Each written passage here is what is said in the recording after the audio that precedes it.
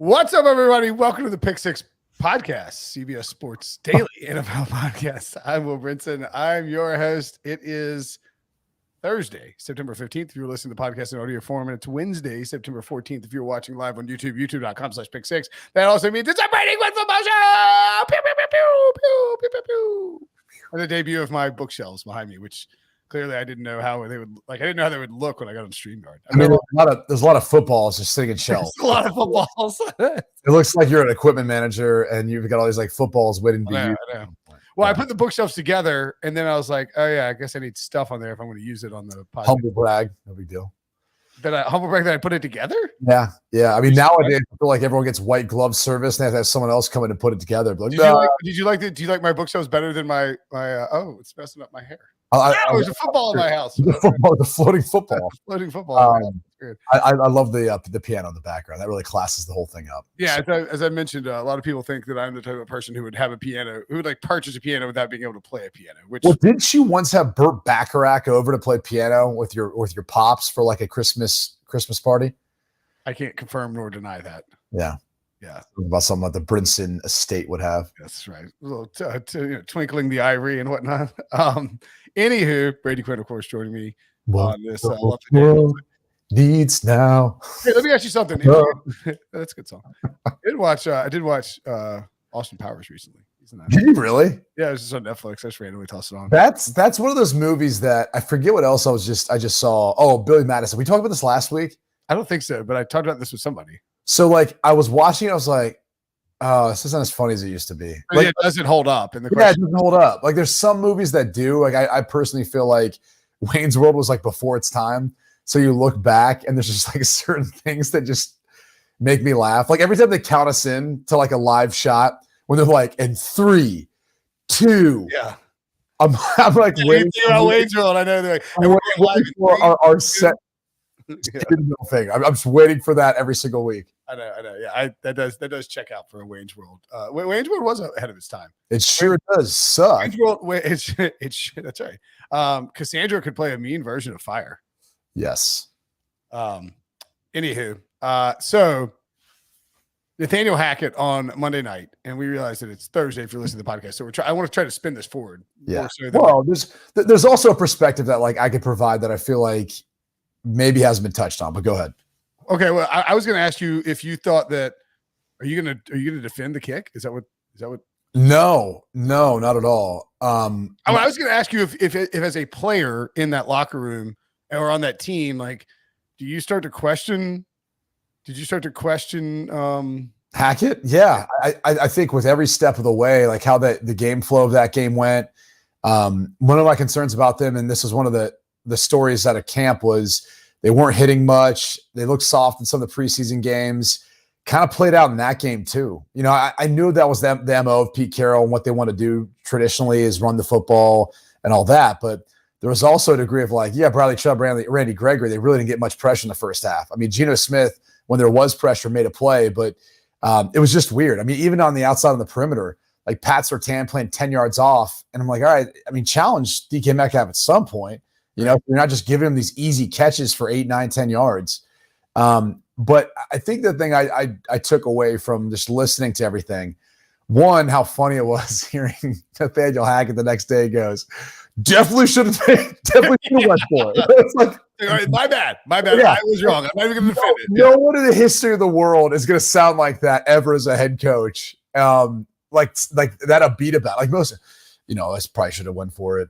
We went back through maybe Gus Bradley, more like remorseful, but like my bad, man. Like definitely should have went for it. I was kind of shocked by how upbeat he was about it. But here's the deal: when I was with Russell Wilson in Seattle, one of the things that Pete Carroll did that I thought was really unique was he always talked about winning the game in the fourth quarter, like, and really the final 2 minutes of the game being largely what dictated like winning and losing. And so they would install their 2-minute first, which was kind of different than anywhere else I've been. And we've talked about that before. But then what takes it a step further is, you know, when you get to a certain point, especially in the West Coast system, a lot of times they'll have the quarterback call the 2-minute offense. Like you'll be out there, you know, getting everyone lined up because you're not subbing. So if they sub in a wide receiver who's tired or something, maybe, but that's about it. And then you're basically calling the protection, calling everything out. You're not even looking at the sideline because it's faster that way.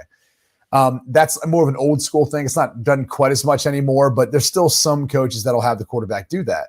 But the other thing is like, I remember sitting in that room with Carl Smith and him drilling over, hey, 22 seconds left. All right, no timeouts. This is the most amount of time we have that we feel comfortable with running play clock in. 16 seconds bare minimum, but we don't feel comfortable doing that. Remember, we talked about this after the Cowboys 49ers playoff game. You were like, no, we did this in Seattle. Like there was a X amount of time. Literally, we'd go over like, hey, 33 seconds, one timeout. How many plays can you get in? We would do this all the time, like all the time. So what was shocking for me was Russell Wilson being in an environment that was so familiar wasn't after the third down play, just goes timeout. Like, timeout. Let's talk about this.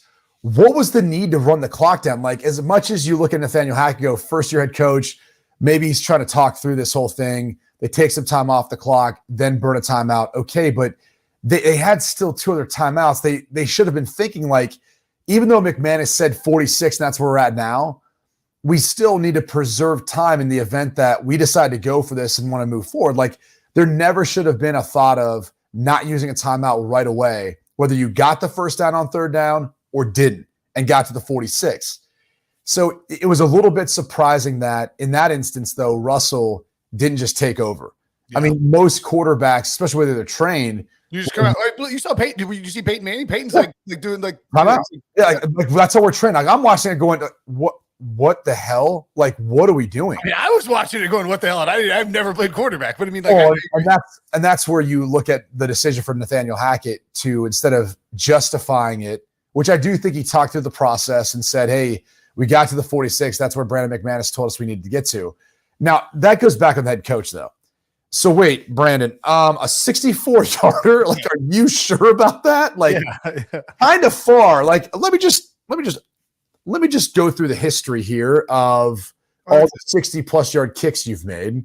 What has he made? Like, he's like 1 for 8 or something like that? 2 64-yarders that have like ever been made in NFL history. Like, at some point you go, yeah, I'm not going to go with that. Give me another number, because that seems like a little bit last resort, not really what we're looking for here. And it's not even like, you're not even like at altitude up in Mile High. He's like, yeah, I feel pretty good about a 64-yarder. Although, I mean, granted, he did have the distance, but it's like, the other thing is 2 other points. One, I think I made this on Monday night, but it's like, if you were gonna kick it, the move is to just run the field goal unit out there and kick it without calling the timeout. So you have 3 timeouts in the event he misses. Now, it's not right. like You get the ball back in dire circumstances, right? Yeah, you're not likely, if he misses, you're probably losing either way. But I mean, the point is, he should have gone for it. Do you think that moving forward? So, like, I mean, they're favored by 10 points. The Broncos are against the Texans this week, but they have 6 games against the Chargers, Chiefs, and Raiders left. You lose the Seahawks in Seattle week 1. It's a tough spot for from an emotional standpoint. But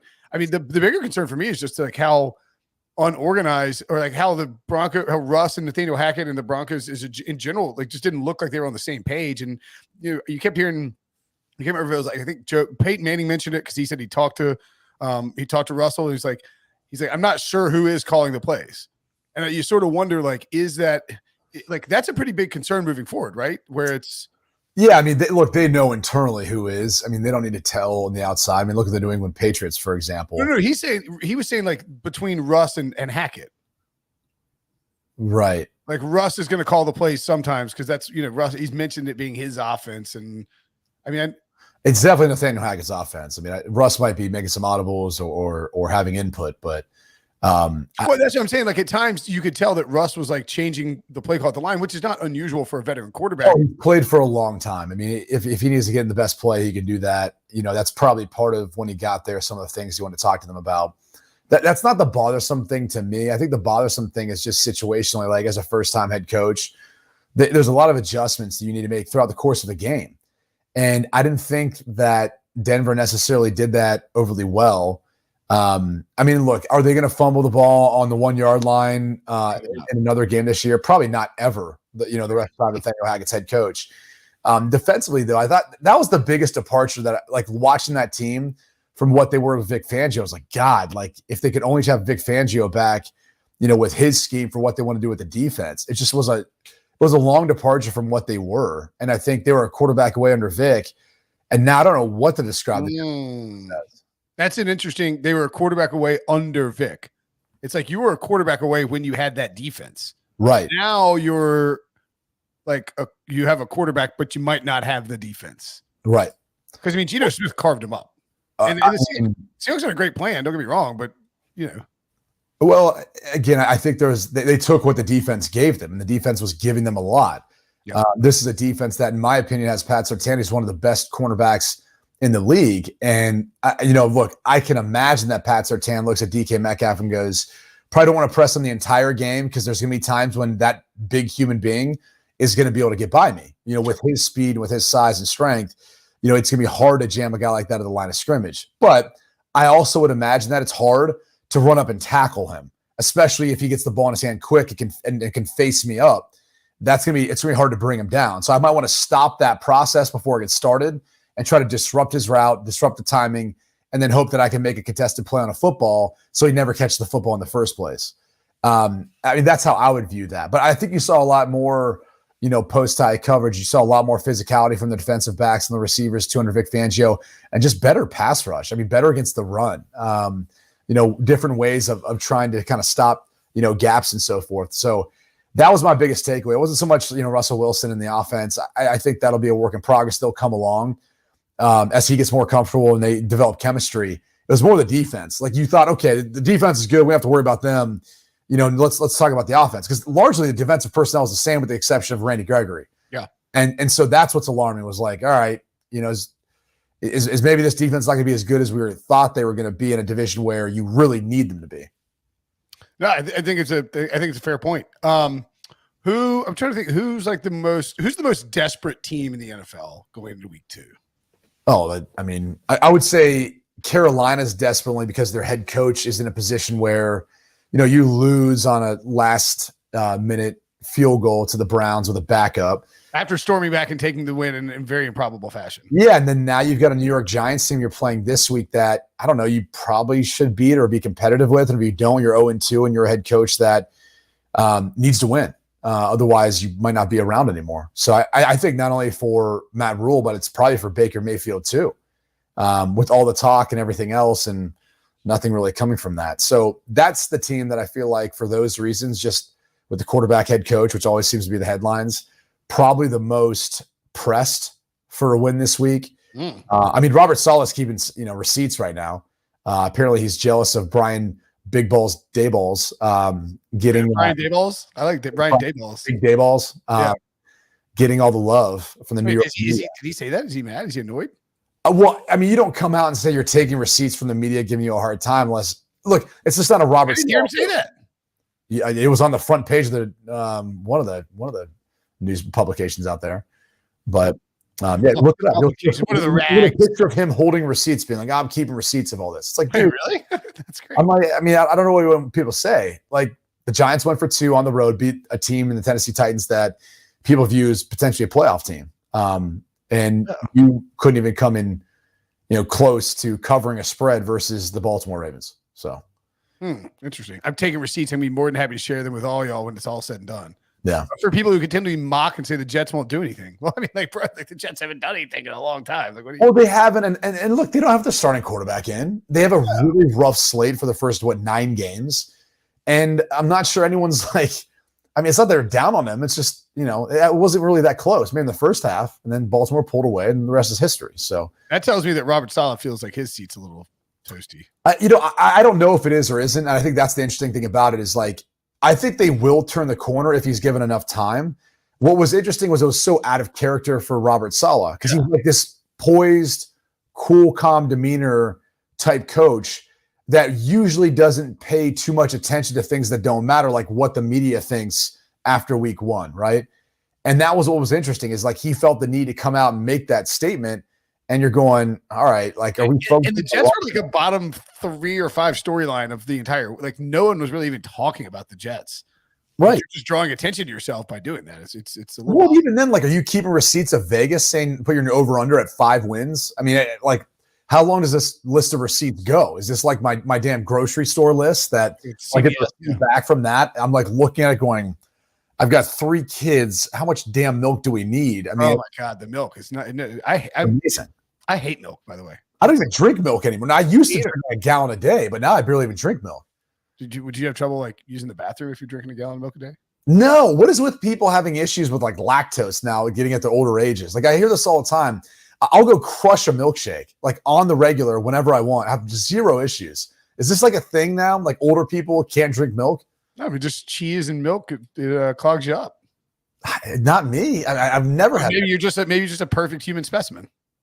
I'm not saying that. I mean aren't you?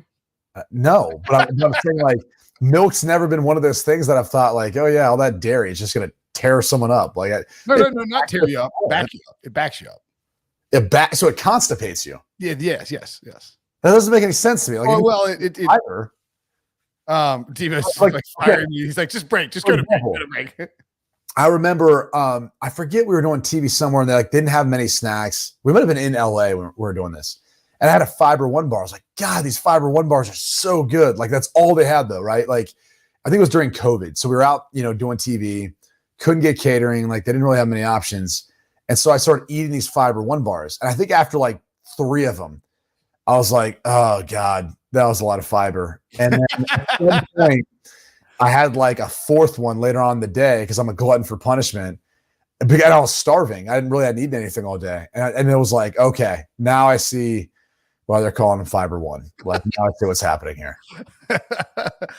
Molly P in the comments says, you guys do know this is being recorded and live on YouTube, right? You have to yeah. This is. I don't care. We try to be an open book here. Yeah, we are a wide open book here at the Brady Quinn Football Show. So last year, the Green Bay Packers set a record. The fewest points ever scored by an MVP in week 1 after he won the award with 3. Yeah. They came back, they throttled the Lions in week 2. This year, they second fewest points ever scored by a reigning MVP in week 1, 7 points against the Vikings. MVP or 3. I mean, he does it 3 years in a row.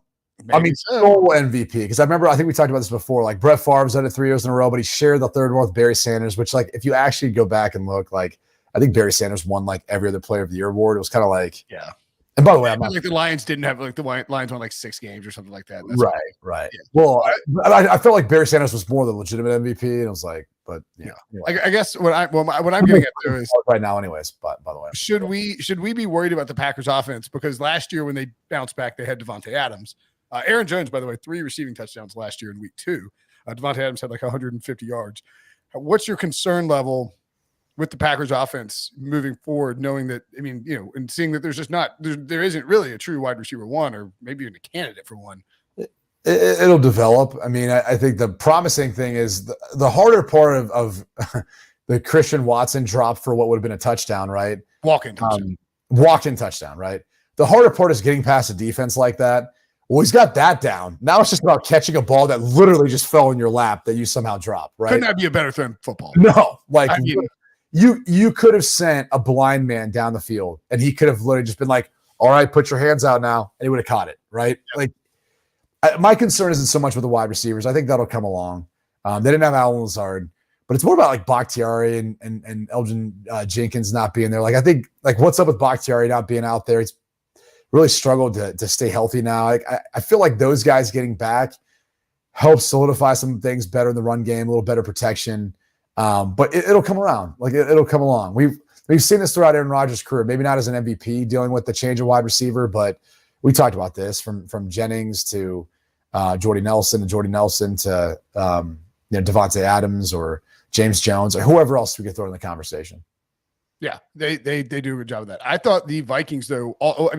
Aside the Rodgers story is the bigger headline because they struggled. Wait, he's like 500 against the Vikings. I want to say over like the course of at least when Zimmer was there, but a good portion of his career. Like they've been competitive games. It's not overly surprising that that was a game that you saw the Vikings win. He's certainly not as good against the Vikings as he is against the Bears. Like what's his career win-loss record versus the Vikings? I think it's like 500. I will tell you in 3 seconds. He is 16-11-1. Yeah. But then look over the past like 6 years. I can't. I just did career splits, but I think 16-11-1 is like. He's 22-5 against the Bears. Right. Yeah. Like that's one that you just go, okay, like blindly lay the points with Green Bay anytime Aaron Rodgers is playing the Bears. Yeah, absolutely. All right, I want to ask you about the Vikings offense, but first, let's take a break. We'll take a break. When we come back, we'll talk about the Vikings offense next. So Minnesota, again, the Rodgers and the Packers are the big storyline, but I mean, Minnesota looked awesome. Yeah. Is this is Kevin O'Connell the secret sauce? Like the Rams stink now and the Vikings are great because of Kevin O'Connell? That's some people are like floating that theory out there. Floating that theory. I mean, look, the Rams ran into a buzzsaw that was the Buffalo Bills. I don't believe that theory. I'm just telling you that some people. Oh, wait, it only took like Kansas City playing one game. People were like, oh, Kansas City, they're going to go back to Super. I was like, wait, did you guys forget? Like Buffalo played Thursday night. They looked pretty darn good. Yeah. No, here's what I think it is. I think Kevin O'Connell brings in an offense that really suits the. By the way, Debo is the great producer that he is. Looked up the last 6 years for Rodgers and the Vikings. Yep. 5, 6, and 1. There you go. So back to O'Connell. I think he's a better fit for what Kirk Cousins does offensively. And it helps to have that guy who's calling the plays be your head coach and be a fan of you, right? I don't know that Mike Zimmer was ever a fan really of Kirk Cousins. So to have the guy who, I think as Mike Holmgren told me one time as he had a conversation with Brett Favre, that like, look, either this is going to work or it's not. Either we're going to be holding Lombardi together or we're going to be sitting out next to the dumpsters together. Like you're the two guys that ultimately are going to make this thing go and receive all the blame and criticism or all the praise. So I think that's a portion of it. I haven't dove into their offense quite as much as I will here calling a game in a couple weeks. I do know this and talking to some of the staff there.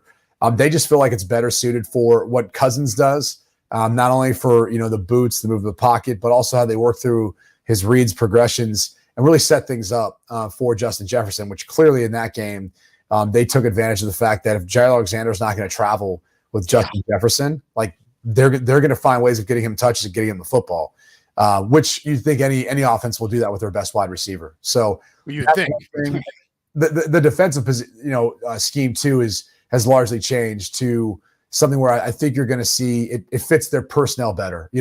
Harrison Smith isn't running around trying to disguise forever. He's able to kind of play more flat-footed and pattern match and read the eyes of the quarterback. And he's not like running to get back into position to then figure out what the heck's going on. Like I think he's in a better position to succeed.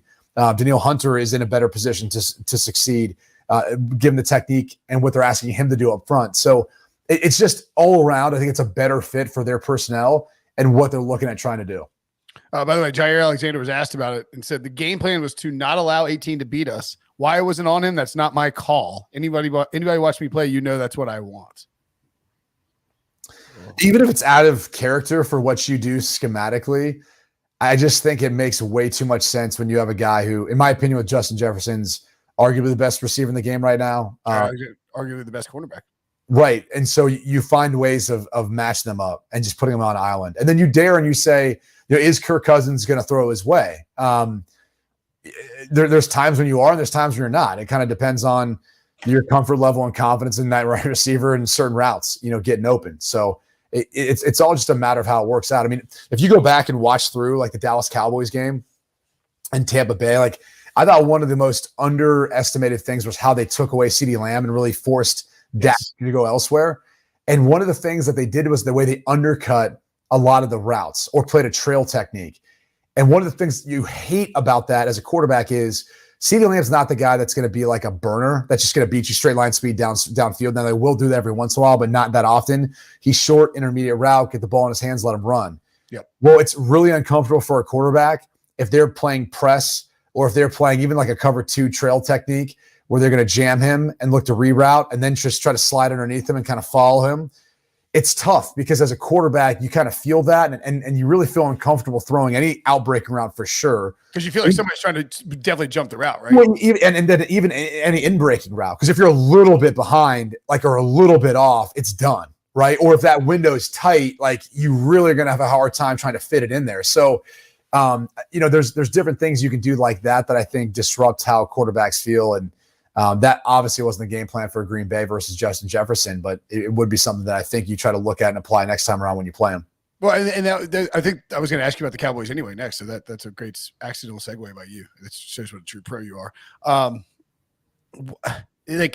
Even if Dak was healthy, the Cowboys don't look like a good team. Like they sort of kind of reminiscent of what we saw from the Rams on Thursday, albeit against a much more difficult opponent in the Bills. I don't take away that, oh, the Rams are screwed. It's just I do take away, all right, they have some line issues and they need some more depth at wide receiver. And the same thing with the Cowboys. Like they can, you can complain about the Dak injury all you want, but even before the injury, it was very clear that the Cowboys had massive issues at certain positions that just aren't going to fix themselves. Like you can't just hope that your wide receiver core gets better. Like Jalen Tolbert can, you'd love for him to develop, but he wasn't even active. Right. I think that's more of the problem is if you look at, the roster, how it's comprised right now, they don't have that guy that can really take the top off of defense and scare them. I mean, you might say, well, it could be Michael Gallup.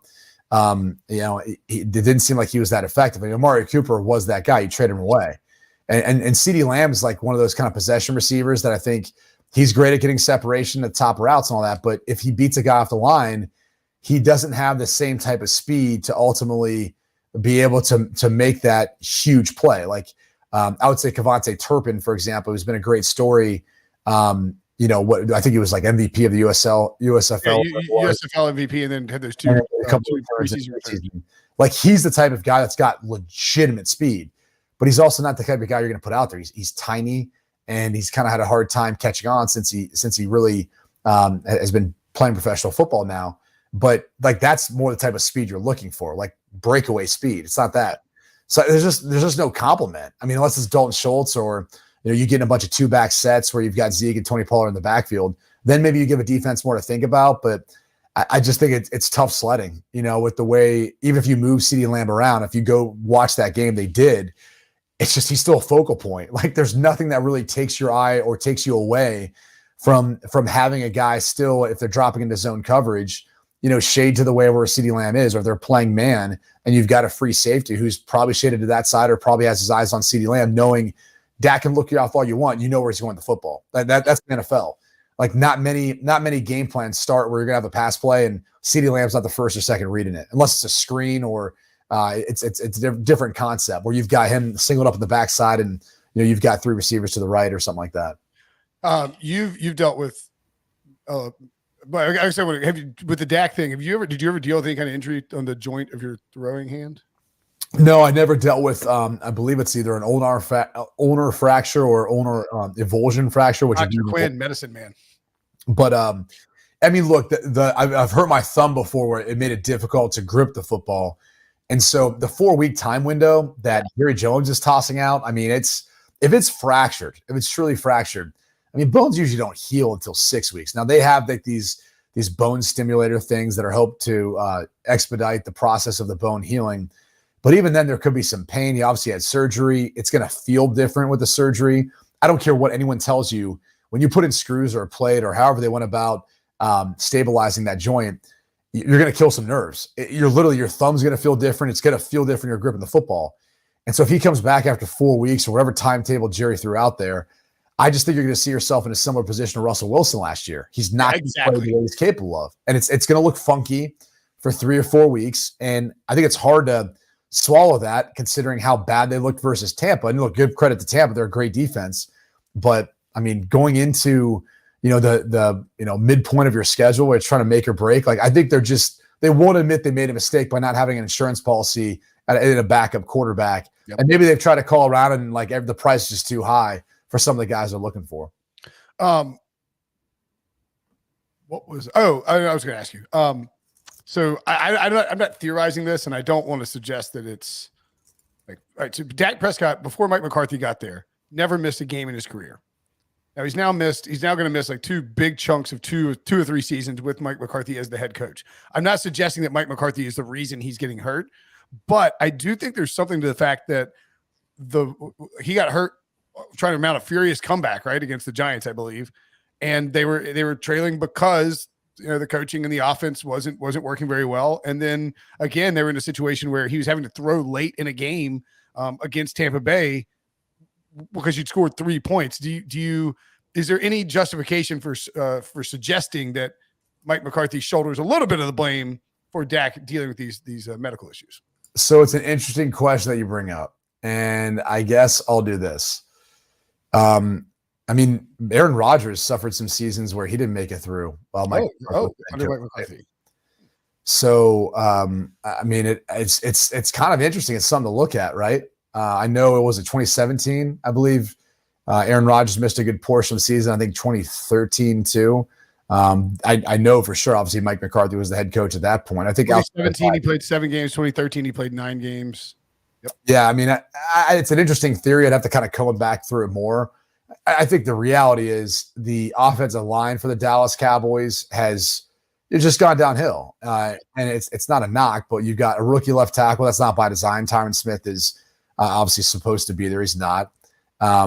Zach Martin is a guy who's the best, offensive lineman they have, but he's like the best one who's still there at this point in time. Connor McGovern, got hurt. He's taken out of it now. So there's a lot of issues that I think, whether when you move on from some of those older players who have been mainstays there, those are like the glue guys, that you never seem to appreciate quite enough. And I think that happens every year in the NFL, regardless of what your, the stars of your roster. You have those glue guys that end up moving somewhere else or retiring, and they kill it. Like they put you in this sort of position right now. So I think it's more like people make a big deal about that with Zeke, like Zeke's lost a step and all that.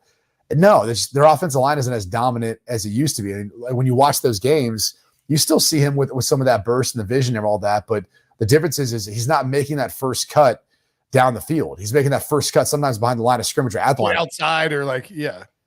I mean, that's why Jerry Jones probably shoulders some blame too on the Dak Prescott thing, because it's like, and like Travis Smith had played a really good game in filling in for Tyron Smith as a whole, but Tyler, not Travis. Sorry. Yeah. But when you have to move Tyler Smith from left guard to left tackle, you are making the left guard position weaker. And when you don't have that depth at the offensive line, you don't have that talent, it's going to cause Dak Prescott to get more pressure on him. And I believe the play in question, Tyler Smith got beat, and that's where Dak gets his hand on the helmet. I mean, that's like, you can call it a fluke accident, a freak accident, whatever it is, but there is like a reason why Dak was in a position to have that happen to his hand, and it's a result of the offense not working and the offensive line not blocking very well. Right. No, that's all part of it. I mean, I'll be curious too, just to go back and look at how many 7-man protections they use as opposed to 5 and 6-man protections. It's just a hunch, and it's literally on the kind of top of my head. I don't know if there's any validity to it. But that's also another thing to look at is like, how often are they actually keeping Dalton Schultz in to pass pro along with the running back, as opposed to letting that guy release out? So, I mean, one, you're not going to have that extra body in there to help out potentially a tackle or just the offensive line and the way they're going to slide, but potentially formationally, however they're splitting him out. Maybe he's not there to make it a harder rush, for the edge defense. Not even chipping as he gets out. He's like, or even chipping. I mean, it doesn't have to be chipping. It's just, when you think about how you're getting the ball in 2.5 seconds, usually maybe 3, if you could just make it a wider path. And so if that guy's playing in a 9 technique, if you're then a stand-up, tight end who splits out a little bit and you force him to be just don't give him a straight shot to the quarterback. Yeah, well, it's just a longer distance, takes him more time, so maybe he's not getting there before that ball is let go. Gotcha. That's an interesting point. That is definitely worth watching. To the Patriots offense. Okay, good response. That is all we need. I mean, what's going on here? I don't know. I mean, it's hard because again, we assume it's Matt Patricia, right? I think calling the plays. Could be Joe Judge. Like, it could be a combination. I mean, Bill Belichick. Yeah, it could be Bill Belichick. It might be.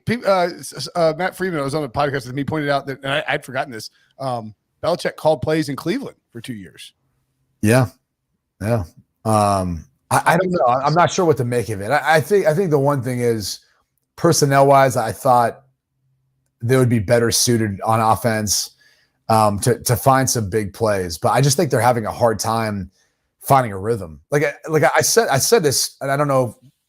It probably was on radio, not on doing this with you, but the hardest thing about becoming a play caller for someone like Matt Patricia or whoever's doing it, Joe Judge, because I assume it's one of those two. I'm assuming it's not Belichick, is you got to find your identity. And even if you are a veteran play caller, you have to find the identity of that team each year, like what your strengths and weaknesses are. And that's why if you listen to Bill Belichick, he'll say the first 4 games of the season are usually like still the preseason. Yes. And in part because they're still figuring out like what they can execute in a real game scenario and what they could do.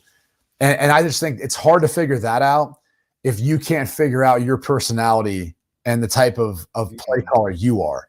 And so that's even more complicated if you have multiple people who are involved, with sometimes teams dissect, like, and they'll say, hey, you got third downs, you got red zone, you got first and second down. Like sometimes they do it that way, pass game, run game coordinator. Like you'll hear these funky ways of how they do it.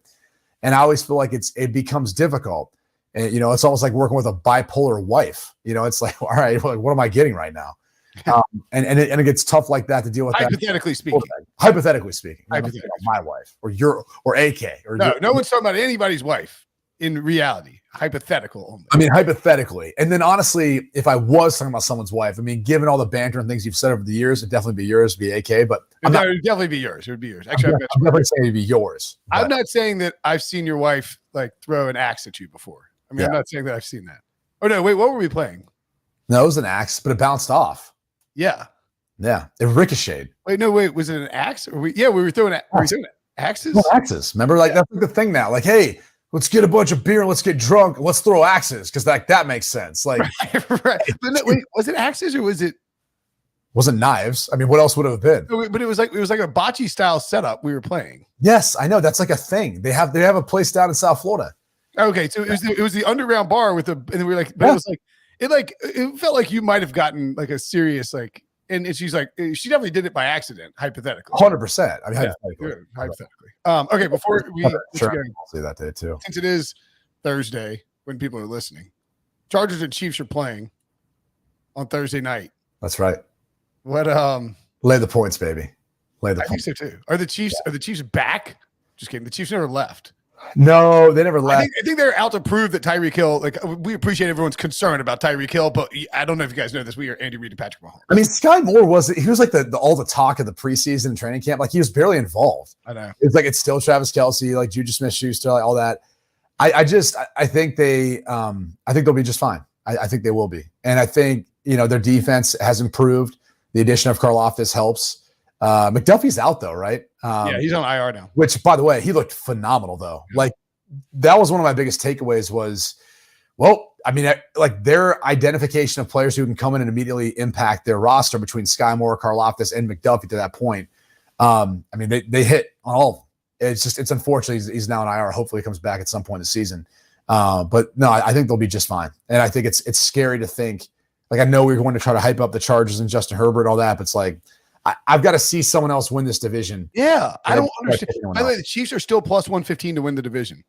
Dude, it was honestly like, I mean, not to go back, but it was almost like with Russell Wilson and Pete Carroll in Seattle. Like, people tend to forget how successful of a run they had. Yeah. I mean, they were essentially, if you really look at it, like statistically speaking, like win-losses, and Debo could probably look this up, they were the closest thing to the equivalent during that time of Brady and Belichick. Absolutely. They were a borderline dynasty until the whole Hawaii trip and everybody got mad at each other. Yeah, which I'm still trying to figure out what's up. I mean, because even Pete Carroll's saying stuff this week now, like all the former players coming back and they're happy, Seattle got the win. I'm like, oh, okay, what's happening there? Yeah, now there's a rift between Russ and Sherman, and now there's a rift between Pete and Russ. It's very... But there's like something else there, because all the former players are like, yeah, that they were not supportive of him, of Russ or of Pete? Of Russ. They came back and they all raised the flag and all that stuff. So Debo's a monster. This is 2010 to 2019. Okay, well, here's why 2010 you can't factor that in. Right. Russell Wilson wasn't drafted yet. What'd you do 2020, 2012? They don't have lists as quickly like that, like 2012 to 2019. Oh, this is the decade. Gotcha. Right. Okay. Well, why don't we do this? Well, the Seahawks went 7-9 in 2010 and 2011. Yeah, that's what I'm saying. So this is just quick. We got to get Brady out in 2 minutes, so this was a quick stat. Okay. But if you remove that, I mean, I actually think Seattle's winning percentage is probably up there next to New England's. I think you're probably correct. So the Packers in 2010 and 2011 won 26 games. Okay. Oh, no, excuse me. They won 25 games in 2010 and 2011. And the Steelers, I would assume, since they also went to a Super Bowl, won quite a few as well. They won 24, whereas the Seahawks won just 14. So, yeah, if you took those out, the Seahawks would leapfrog into second place, and your theory would then be correct. Thank you. Yes, you're welcome. Thank you. But anyway, the whole point is it's just kind of interesting that I don't think we ever gave Seattle the props they deserved. Yeah. Because it was like competitive with San Francisco at one point, and then obviously the Rams, especially when McVay got there, and rightfully so. They went to 2 Super Bowls and just won one. But there was like this kind of like, wait a second, like, are we just overlooking how good Seattle is consistently every single flipping year? They didn't get the same respect as like the Peyton Breeze Saints, who had 3 7-9 years in a row, but like and also only won 1 Super Bowl and only went to 1. Right. So that was kind of odd to me, but and it was even more odd, the lack of a reception, which we don't need to get into, but just from the fan base, I was like, what are you doing? Pete Carroll didn't exchange any words with Russell on the field before the game. I know. And look, you can say here's what I'll say is like, I've told you before about like what I learned from Pete Carroll, the whole always compete and all that kind of stuff. All that stuff is great. But he's not afraid about he's not worried about burning a bridge. Like I told you the workout where he had Matt Leinart and I go out there and we're going throw for throw with one another. And then as soon as I saw Matt, I was like, well, I mean, that was his coach in college. Like clearly, I don't stand a chance. I was at Notre Dame. I was like, what kind of setup is this? I'm going to fly all the way across the country. I got a push for you, pal. Yeah. And then when they signed me, I was like, oh wow. Like I can only imagine how Matt Leinart felt. Well, that, and then I was thinking, I was like, well, Charlie would have never done that to me. Like Charlie Weiss, if he was in that position, he would have been like, yeah, like he would have not brought me out if he didn't think they were going to have a chance of signing me, or he wouldn't have brought Matt out in that case. Or been like, no, you're my guy, let's go. Yeah, for sure. That was like one of those odd things where I'm like, after that experience, I'm like, yeah, I'm not surprised Pete Carroll didn't shake Russell Wilson's hand or could have given 2 craps about really anything when he came back in that place. AKA Pete Carroll is a savage, an underrated savage. All right. You got to go. 3 o'clock. Choose gum. I mean, my God. Yeah. He walks with those white shoes. He's got jaws like an alligator. I mean, those things. My goodness. You need to look up Pete Carroll pimp GIF. Google that on the internet. There's a GIF of somebody put a top hat and a monocle and a cane with him as he's walking by. And he's smacking his gum. Yeah. I've actually got that T-shirt. You know what worried me too, by the way, because I actually laid the points with Denver in that game, and I ended up losing out on our picks to Pete, which makes it even worse.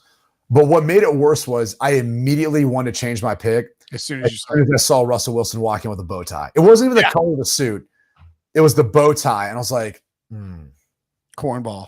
It wasn't cornball. It was just like, it just didn't sit well. I was kind of like, this isn't a football guy. Like a football guy doesn't wear. And I know there's some guys who have played football, even linebacker. I think it was Dhani Jones or something like that had like a bow tie company. Yeah.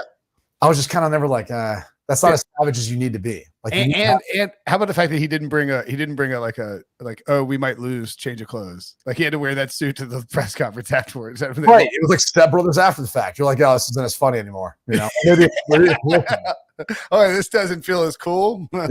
It was almost like he could have been the 3rd guy in Dumb and Dumber when they go to that charity event for the owl that they kill. It was almost like he could have fit right along with them. Yeah, perfect. All right, you got to get out of here because you got to go do stuff for CBS Sports HQ. Tell Prisco we said hello. Thanks as always, Brady.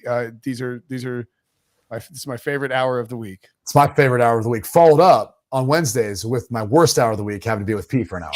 That's right. What is happening here? That's our new job. All right, Brady. Thanks, man. Talk to you soon. See you guys.